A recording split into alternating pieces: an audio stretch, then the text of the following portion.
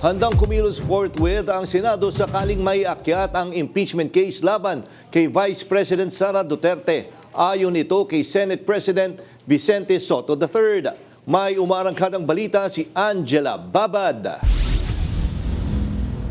Just in case, umakyat sa atin, mabuti na nakahanda tayo, hindi pwedeng mangangapa tayo at mangangapa din ang mga senador.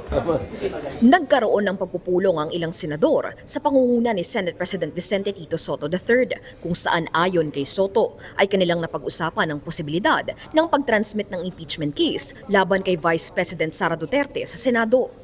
Ayon kay Sotto, personal na rin niyang pinaghahandaan ng posibilidad ng kanyang pagtayo bilang presiding officer.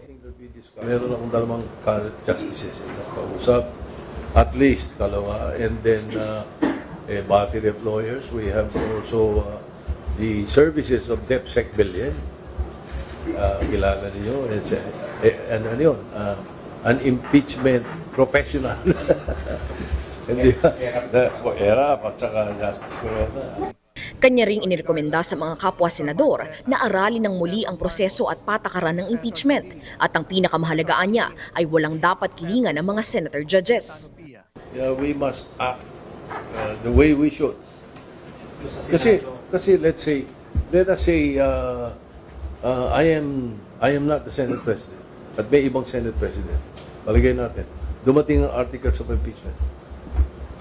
Hindi siya gagalaw? Giit ni Sotto, kung ang impeachment case noon laban kay former Chief Justice Renato Corona ay inabot ng buwan bago masimulan, ay inaasahan niyang mas mabilis ang magiging proseso ngayon.